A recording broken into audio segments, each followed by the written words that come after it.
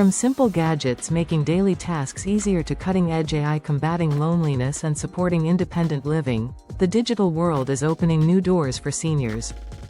But with these advances come important questions about access, ethics, and the digital divide. Let's explore the latest innovations, real-world impacts, and what the future holds for seniors in our increasingly connected world. We've gathered fascinating sources today, from systematic reviews on AI and loneliness to articles on smart home tech and health applications, and even the worrying rise of AI-powered scams. Our goal is to cut through the noise and understand what's actually happening where technology meets aging. Let's start with a huge challenge for many older adults: loneliness and social isolation. It's more than just feeling sad, it has real health implications. This is where technology, particularly AI, is being seriously looked at. A systematic review investigated AI-enabled interventions trying to address this, focusing on adults 55 and older. Interestingly, most of the research was recent, mostly post-2020, showing how quickly things are developing. The findings were quite promising. Several studies reported significant reductions in loneliness. That's great news, but it's important to note that these results often came from relatively small-scale studies. We need more large-scale, robust studies going forward to be sure. Social robots really stood out, things like therapeutic robots like Paro, the one that looks like a baby seal, and even robotic dogs. The thinking is it comes down to their ability to foster genuine emotional engagement. They provide a sense of companionship that feels more natural than just an app. These robots can also be designed to adapt to the user's needs and preferences over time, facilitating animal-assisted therapy sessions or even leading group activities, leading to improvements not just in loneliness but sometimes even cognitive function. AI-powered voice assistants like Alexa or Google Assistant also showed some positive results, suggesting the interaction itself, even if it's not physically embodied, can be beneficial. Beyond companionship, technology is also becoming a massive tool for helping older adults manage daily life and stay independent at home. Smart home technology is probably the most visible area there. Sources show that older consumers are increasingly adopting these devices. It goes quite a bit deeper than just smart speakers everywhere. One source pointed to home security systems being really popular among the 65-plus group. Beyond that, you see people adopting video doorbells, smart cameras, smart locks, lights, and thermostats. It's about automating things, making the environment safer and more convenient. The real power isn't just one device but connecting them, creating a bigger picture, especially if an older relative lives alone. That connectivity is key. It creates a network that can provide invaluable support, especially for caregivers. By linking devices, caregivers can monitor daily patterns without having to be physically there, tracking things like when someone gets out of bed, how often they visit the bathroom, if they're opening the fridge for meals, even TV habits.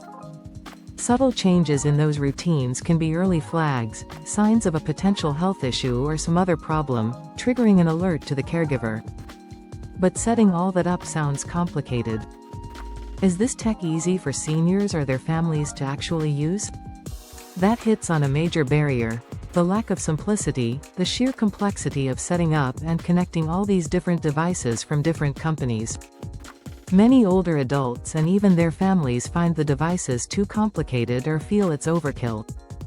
Even with the industry trying to create standards, it's still kind of a mess for the average person. One tester described it as still feeling very do-it-yourself piecemeal, even struggling to get all the different devices talking to each other reliably. Let's pivot slightly again and talk health.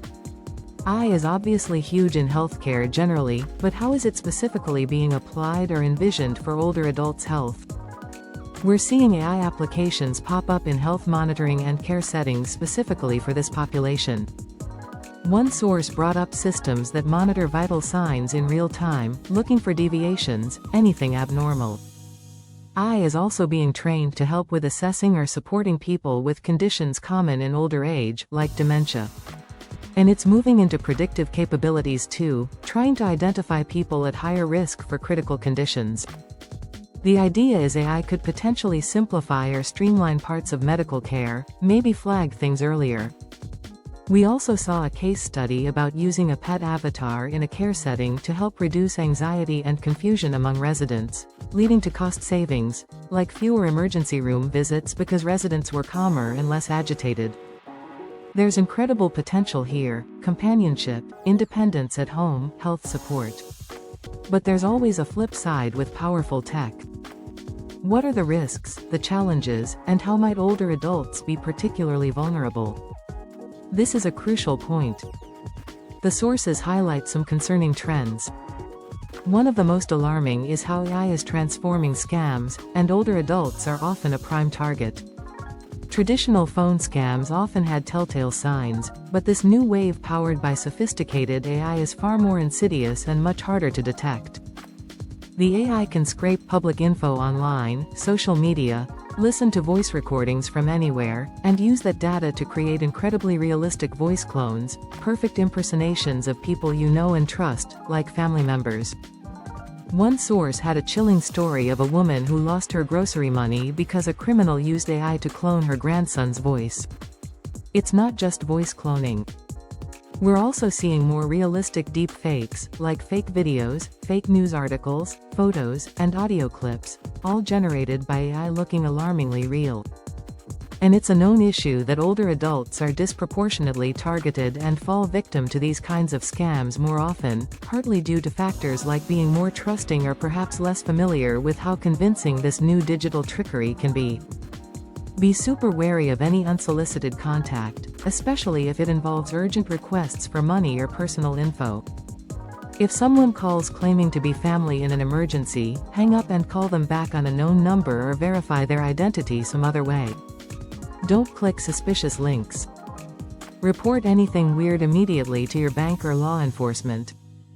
And know that tools are starting to emerge to help check if content might be AI generated. Moving from those individual risks like scams, there are also broader, more systemic issues where technology intersects with aging, things like the digital divide and digital ageism. The digital divide is the gap between people who have access to IT and the internet and those who don't.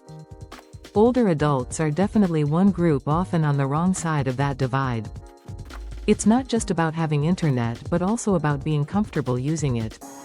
Reports consistently show many seniors lack what's sometimes called tech readiness, which includes having the gear, reliable internet, and the confidence, skills, and knowledge to actually use the tech effectively. The pandemic really threw this into sharp relief, highlighting the problem and often making it worse for those who weren't already comfortable online.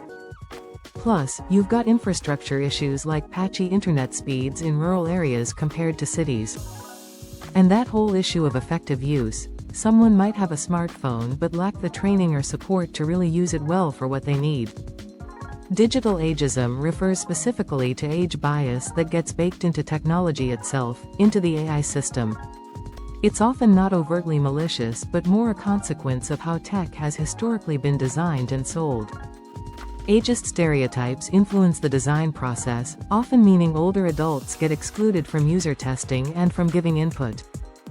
So you end up with tech that isn't user-friendly for them or is maybe focused very narrowly, perhaps just on health monitoring, which then reinforces the stereotype that that's all they care about. This creates biased data about how older people actually use or would use tech, which then incentivizes developers to make more of that narrow, potentially ageist tech. It's a feedback loop that perpetuates the digital divide and inequality because they were excluded from the design table in the first place. Thinking about things like those artificial companions or the smart home monitoring also brings up some really tricky ethical questions. Thinking ethically raises questions about potential deception, especially if someone has cognitive impairment. Are they fully aware they're interacting with AI? What does it mean to form an emotional bond with something artificial? Is that healthy? Is it fair? And with smart homes and the monitoring systems, there's the whole surveillance and privacy angle. Who gets that data? How is it stored? How secure is it? How is it used? What if there's a breach? There's also that worry that while these things offer benefits, they could maybe inadvertently increase social isolation if a robot pet replaces visits from a person, for example. There's this tension between the clear benefits, like potential cost savings in care and reduced burden on caregivers, and the risk that they could diminish valuable human connection. The key takeaway is this: tech can perpetuate bias and create problems, but it can also be developed intentionally to mitigate bias and solve problems. The crucial path forward is the need to include older adults themselves actively in every single stage of design and development, not just designing for them based on assumptions but designing with them as active participants, testers, contributors, and critics. That means we need to address the things that might stop them from participating now, like making sure they can actually get to the design facilities, offering flexible scheduling, paying them for their time and expertise, and making sure the spaces themselves are accessible and comfortable. Today's tech-savvy adults are tomorrow's seniors. This isn't some static group stuck in the past. It's dynamic, diverse, and increasingly comfortable with technology, which makes them an even more significant group of consumers and users going forward. It's a chance to make sure AI and technology are developed not just effectively but fairly and ethically, to ensure these incredibly powerful tools truly serve the diverse needs, interests, and aspirations of older adults, supporting their independence, their connections, and their overall well-being. Given this double-edged sword of AI and technology offering these incredible possibilities for connection, health, and independence, while at the same time presenting new threats of fraud, isolation, and maybe even embedded ageism, how do we collectively ensure the technology is truly designed with older adults, not just for them, to genuinely enhance their lives and their humanity rather than diminish it? In closing, do you care about aging with dignity, supporting loved ones, or just want to stay ahead of the curve on tech trends? Don't forget to like, subscribe, and share this video. Drop your thoughts or questions in the comments. How do you see technology changing life for seniors you know? Thank you for watching.